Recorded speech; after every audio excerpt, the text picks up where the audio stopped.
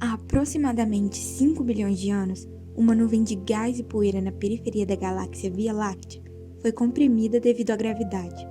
Em seu centro surgiu o Sol, e os restantes formaram pedaços enormes de rocha, os planetas e outros corpos. Esse é o Sistema Solar.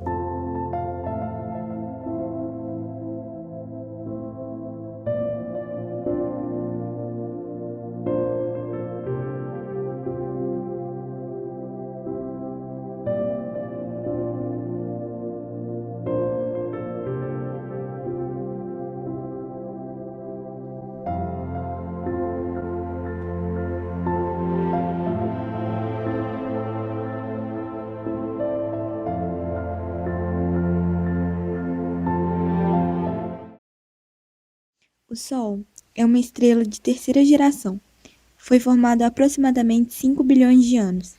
Ele é a única estrela do Sistema Solar. O Sol e o Sistema Solar está situado no braço de Órion, na galáxia Via Láctea, a 26 mil anos-luz do centro galáctico. O orbita com velocidade de 22 mil metros por segundo e completa uma volta num período de 250 milhões de anos terrestres. Sua velocidade de rotação é de 7.100 km por hora e completa uma volta em torno de si em 28 dias terrestres.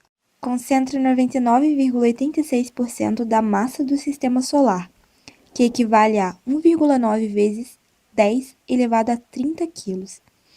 A aceleração gravitacional em sua superfície vale 274 metros por segundo quadrado, equivalente a 27,4 g.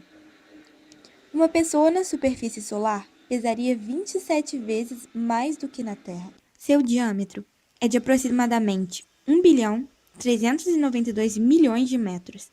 Caberia 109 planetas Terras nesse diâmetro.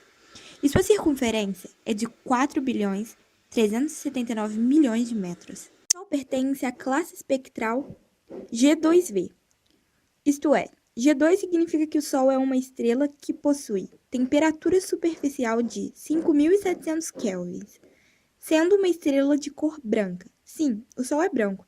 Porém, devido à dispersão e absorção da luz pela atmosfera terrestre, o vemos como amarelo. O V é o número 5 em romano e significa que o Sol segue a sequência principal, fundindo hidrogênio para formar hélio. O Sol emite toda essa luminosidade com uma potência luminosa de 3,84 vezes 10 a 26 watts. Nada que o homem construiu chega perto disso. O Sol é uma bola de plasma que se encontra no equilíbrio entre duas forças: a gravidade que quer implodir o Sol e a força oriunda da pressão termodinâmica de seu interior, que quer expandir o Sol. O Sol é um imenso reator nuclear. A alta temperatura em seu núcleo, cerca de 13 milhões e 600 mil graus Celsius, faz com que átomos de hidrogênio se fundam, formando hélio e liberando uma enorme quantidade de energia. Na forma de fótons e neutrinos, esse tipo de fusão nuclear é chamada de cadeia próton-próton. A cada segundo, o Sol libera energia de mais de 91 bilhões de bombas atômicas de 1 megaton. Acima do núcleo se encontra a zona radiação. A temperatura vai de 7 milhões de kelvins nas áreas mais internas até 2 milhões de kelvins nas áreas mais externas dessa zona. A temperatura é tão alta que o calor é transferido por radiação, isto é, fótons. A área limítrofe entre a zona de radiação e convecção é chamada de tacoclima. A tensão de cisalhamento entre essas duas zonas gera um poderoso campo magnético. A temperatura nessa região é tão alta que não existem átomos completos, e sim íons. Os elétrons não conseguem se fixar nos átomos. Acima da zona de radiação, existe a zona de convecção. Nessa zona, o calor é transferido por convecção térmica. O material frio cai da superfície solar até as regiões mais intensas dessa zona e recebe o calor da zona de radiação, subindo novamente para cima em colunas térmicas. Essas colunas térmicas definem a topologia da superfície solar, como os granúlos. O intenso rebuliço de material nessa região acaba absorvendo fótons de alta energia, como os raios gama, e os transformando em fótons de energia mais baixa, como os da luz visível. Acima da zona de convecção está a fotosfera, ou superfície solar. Nessa região, a temperatura cai para 5.700 kelvins. A partir da fotosfera, começa a atmosfera solar. Acima da fotosfera está a camada cromosfera, onde a temperatura sobe até 20.000 kelvins, e acima dela está a coroa solar. Na coroa solar, a temperatura surpreendentemente se eleva muito, chegando a superar 1 milhão de kelvins.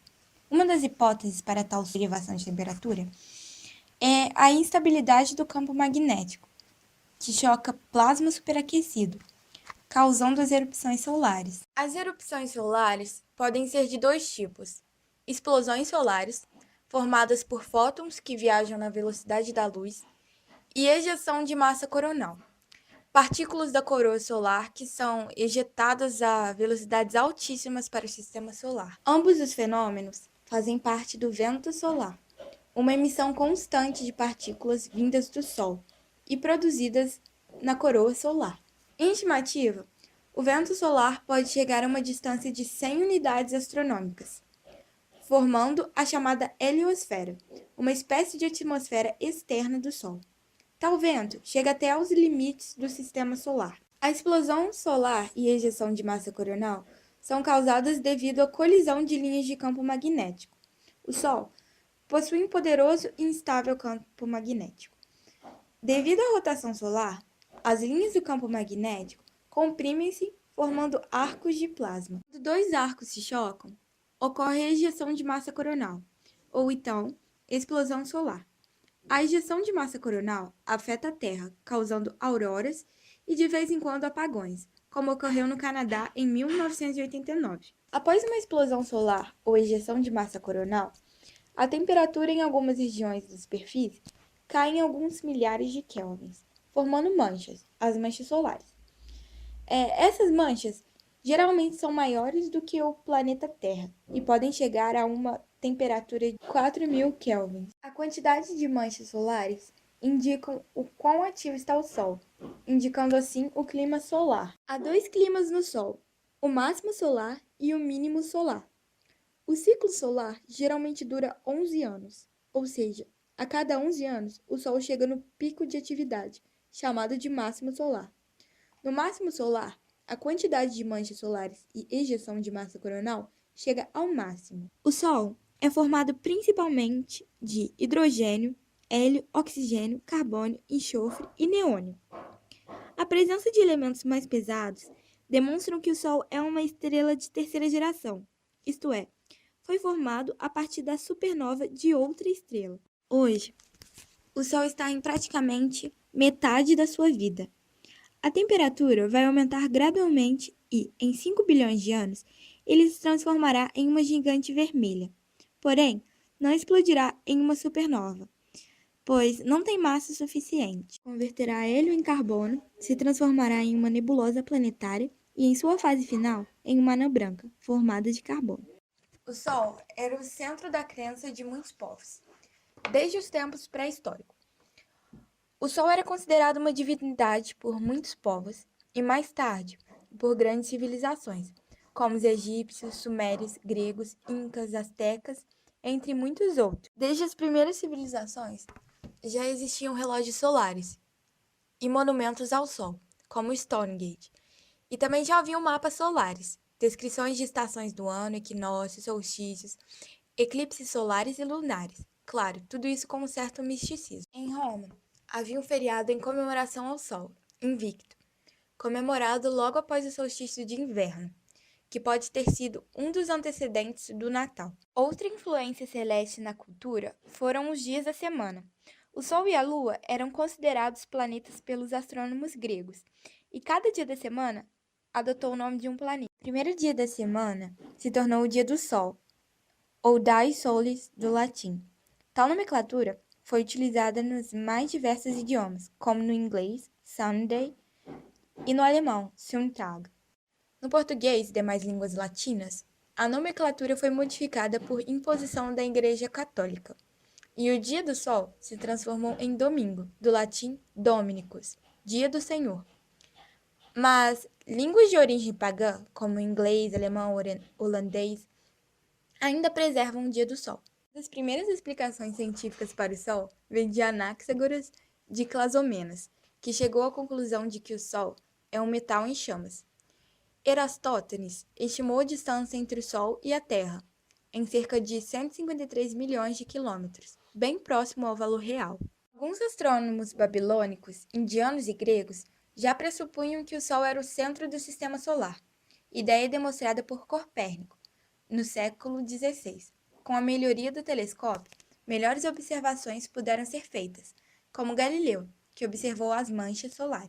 Helmholtz e Lord Kelvin teorizaram que o Sol era feito por um líquido, e seu calor era produzido por um mecanismo interno, chamado de mecanismo de Kelvin-Helmholtz, que obviamente estava errado. No século XX, pudemos finalmente saber como o Sol funcionava, através de Rutherford, Einstein, Babb, Chandrasekhar e Margaret Bird. Os primeiros satélites a observarem o Sol foram os Pioneer 5, 6, 7, 8 e 9, entre a década de 1950 e 1960. Na década de 1970, a NASA lançou o programa Helios e o Apollo Telescope Mount, acoplado na Estação Espacial Skylab. Na década de 1980, foi lançada a Solar Maximum Mission, para observar a atividade solar no período de máximo solar.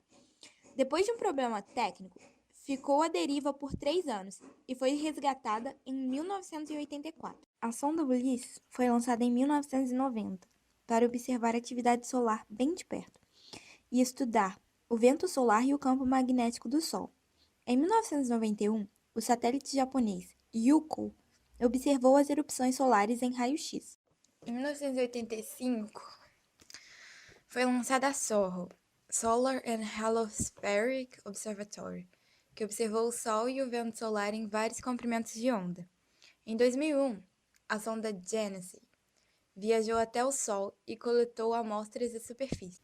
A sonda sofreu um acidente na reentrada da Terra, mas parte do material solar pôde ser recuperado e estudado por cientistas. As duas espaçonaves do programa Stereo foram lançadas em outubro de 2006, com o objetivo de observar ejeções de massa coronal. Em 2010, foi lançado o CDO, Solar Dynamics Observatory, equipado com câmeras de alta definição para observar o Sol.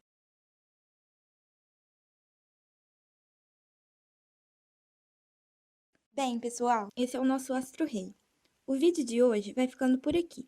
Mês que vem tem o segundo vídeo da série, Mercúrio.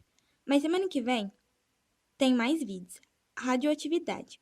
Então se inscreva em nosso canal, curta e compartilhe o vídeo e, claro, não deixe de dar um like em nossa página www.facebook.com/naincerteza.